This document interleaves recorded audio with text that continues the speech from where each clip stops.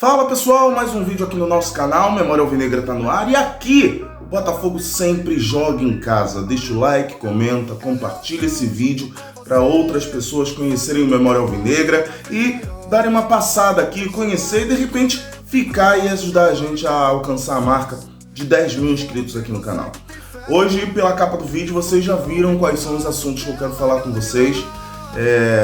Quero trocar essa ideia com vocês também, quero saber quais são as suas opiniões. Acho que a gente vai concordar em algumas opiniões, mas também vai discordar em algumas, então comentem aqui embaixo concordando ou discordando, tá?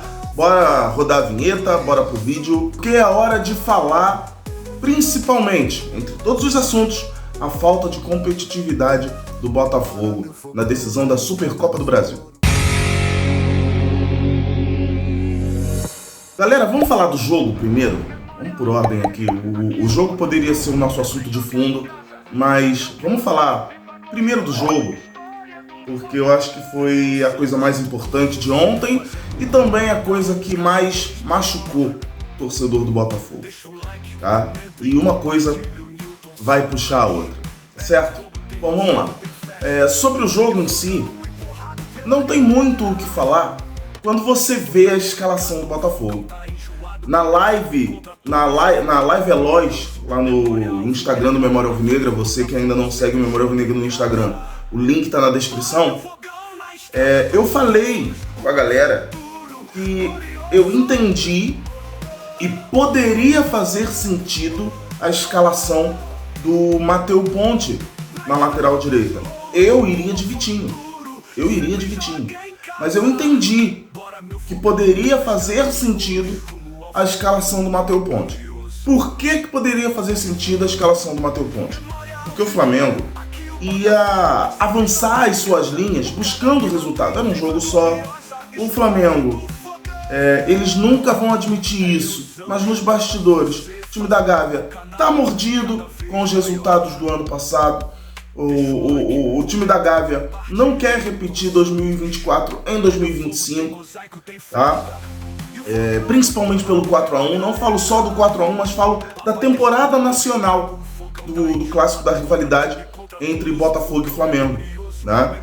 Não ganhar nenhum clássico é muito chato, principalmente em nível nacional, sendo que as duas equipes disputam títulos grandes, temporada por temporada. O Flamengo há mais tempo, Botafogo a partir de 2023 passou a figurar ali entre os postulantes aos grandes títulos do futebol nacional. Então você passar por uma temporada sem ganhar nenhum clássico em torneio nacional contra o seu grande rival, dói um pouco, né? Mas você sabia que o Flamengo ia avançar as linhas, você sabia que o Flamengo ia procurar jogo, e aí faz sentido, sendo que o Flamengo deixa um corredor para que a jogada em velocidade do adversário possa acontecer, faria sentido você colocar o Matheus Ponte. É um jogador mais ofensivo. O Vitinho é um jogador mais defensivo, tá? Mas, enfim, vamos lá. Você escala o Matheus Ponte. O Botafogo ontem foi a campo com John, vamos ver, eu vou puxar pela memória aqui agora, hein? O Botafogo foi a campo com John, Matheus Ponte, Bastos não, Halter, Barbosa, Alex Telles, Marlon Freitas, Gregory, Savarino, Arthur, Matheus Martins e Igor Jesus. Depois eu vou falar aqui rapidamente, jogador por jogador, os mais importantes, os destaques, tanto negativo quanto positivo. Quer dizer, todos os destaques negativos, porque não teve destaque positivo, tá? Como eu falei, falta de competitividade total, zero competitividade do Botafogo, tá? E aí, quando você escala o Matheus Ponte, você pensa o quê? O Botafogo vai jogar ofensivo. Primeiro erro do Botafogo: você não pode escalar um jogador ofensivo sendo que você quer defender. Se você tinha a proposta de se segurar atrás e deixar o Flamengo vir, que já é um erro, porque na imposição física o Flamengo vai levar vantagem se você deixar o time muito para trás, não fazia sentido você colocar o Vitinho, não fazia sentido você colocar o Ponte, não fazia sentido você ter um meio de campo com Gregory, Marlon Freitas e Savarino. Não fazia sentido. Era para você ter abdicado, de repente, de algum jogador, talvez o Matheus Martins, tá? Mas eu iria mais no Arthur por conta da questão de ser a primeira partida dele. Eu acho que ele ainda jogou demais, jogou muito tempo, tá? Mas eu teria abdicado de um dos meias e teria entrado com 3 volantes, porque nossos 3 volantes, tirando o Gregory, que desses é o menos, mas nossos 3 volantes sabem jogar com a bola no pé, sabem criar uma jogada, concatenar uma jogada. Então era hora de você colocar o Alan no jogo. Coloca o Alan, joga com 3 volantes.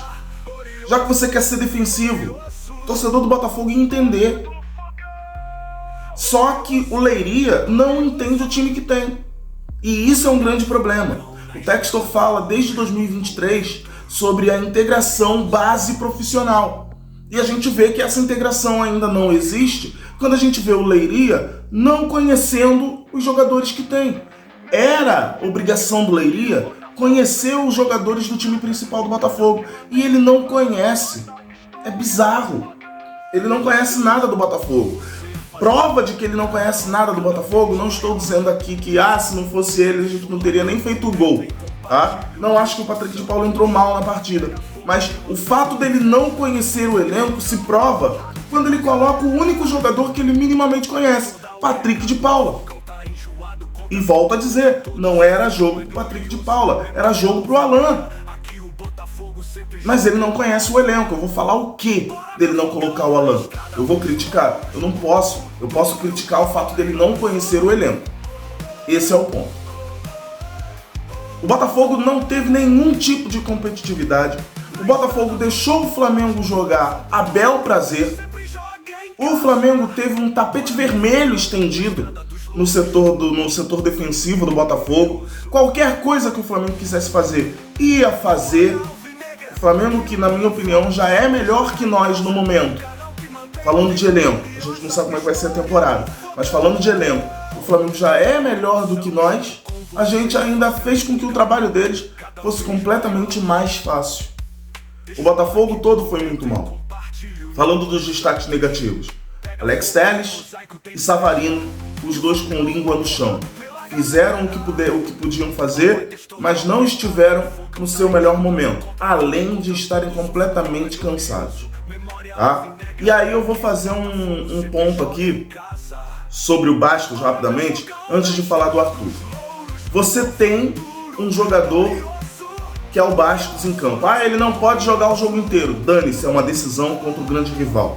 Tem que colocar os melhores em campo. Até porque, com todo respeito, a próxima partida é contra o Nova Iguaçu. Você tá poupando Bastos para botar o Bastos para jogar contra o Nova Iguaçu no Campeonato Carioca, que é assassino. O Campeonato Carioca é assassino. E você tá poupando Bastos para jogar contra o Nova Iguaçu. Não dá para mim entender. Não dá para mim entender. E o Arthur? Não tem como a gente falar muita coisa do Arthur. Porque o Arthur jogou num campo pesado, uma chuva de proporções bíblicas, que a CBF precisa entender a sua responsabilidade com o futebol e com os jogadores de futebol. É bom deixar esse ponto aqui. A CBF ontem provou que ela negligencia o jogo e o jogador. Ontem eu tava com medo de repente ter algum jogador, seja do Botafogo ou do Flamengo, com uma perna quebrada por conta de um campo que parecia uma piscina. Então, é bom deixar isso claro aqui rapidamente. Não atrapalhou, não determinou o resultado do jogo, tá? Mas não era, com todo respeito à população de Belém, que fez uma grande festa, mas não era para aquele jogo, naquele horário, ser em Belém. Se fosse para ser em Belém, deveria ser num outro horário, numa outra situação, que não estivesse chovendo tanto. Chegou a informação de que a CBF sabia desde sempre da possibilidade da chuva, quer dizer, da certeza da chuva, e a CBF, mesmo assim, negligenciando o jogo e o jogador brasileiro, negligenciando os dois, manteve o resultado. Porque para a CBF é mais importante o contrato, o dinheiro entrando no bolso. Toda vez que pinga, é melhor, né? Então é bom deixar isso pontuado aqui. Vamos falar agora do Halter. Esse vídeo está ficando longo, porque eu tinha que falar de todos esses assuntos com vocês aqui. Deixa o like, comenta, compartilha, relembrando vocês aí. Se você está até agora aqui no canal, pense em se inscrever, seja um amigo do canal Memória Alvinegra, que a gente está perto de bater a marca de 10 mil inscritos, seria histórico aqui pro canal. Vamos falar do Halter então. Não tem mais condições. Engraçado que em 2024, no ano passado, eu postei um Reels falando sobre o Lucas Halter. Desculpe o tostão da minha voz, mas eu cheguei até a botar a musiquinha. Não está sendo fácil, não está sendo fácil. Por que não tá? Há algum tempo. O Halter é um jogador, e eu tô falando Halter mesmo, Halter, tá? Porque vocês vão entender, é Halter de ruim. Poderia ser Halter com R, e seria perfeito, porque seria Halter de ruim. Mas não tem condições dele vestir a camisa do Botafogo. No Goiás, em 2023, ele parecia ser um jogador muito promissor. E em 2024 a gente conseguiu entender por que o Atlético Paranaense não fez nenhum esforço em manter o jogador. Porque desde o momento em que ele pisou no Botafogo, desde o momento em que ele jogou a sua primeira partida com o manto glorioso, dá pra ver na cara dele, até pela capa desse vídeo, vocês veem que eu peguei exatamente essa imagem. Ele é a cara do desespero. Ele é a cara do despreparo mental para jogar um jogo pesado. Eu até falei que ele foi muito bem contra o Fluminense, na live pós lá no canal do TF, mas eu também deixei bem claro que o fato dele ter ido bem contra o Fluminense não significa que ele vai bem no próximo jogo, porque a gente sabe o que é o Halter. Ele é isso aqui, o tempo inteiro. Na live Eloge lá no Instagram, peço para vocês seguirem o Memória Alvinegra lá no Instagram de novo, eu também falei, é uma sensação de impotência, tomara que ele jogue bem, mas é uma sensação de impotência, porque você não tem o que fazer, você só pode torcer. E eu acho que a torcida do Botafogo cansou de torcer para que o Halter faça um bom papel. Eu ontem me cansei também. Eu sou um cara de um pouco mais de paciência e ontem a paciência acabou. 3-1 pro Flamengo. A gente pode dizer que foi 3-1 pro Halter e pro Flamengo, porque os 3 gols que a gente tomou foram de falhas do Halter. Todo mundo fala de falhas diretas, são 2, mas o Halter falha também no sistema defensivo no terceiro gol que a gente toma. Tá? Acho que foi no segundo. No segundo gol que a gente toma, ele também falha. Então, pra mim, foram 3 falhas do Lucas Halter. Não tem a mínima condição dele jogar com a camisa do Botafogo, sendo a cara do desespero que ele é. Tomara que ele vá pro Vitória.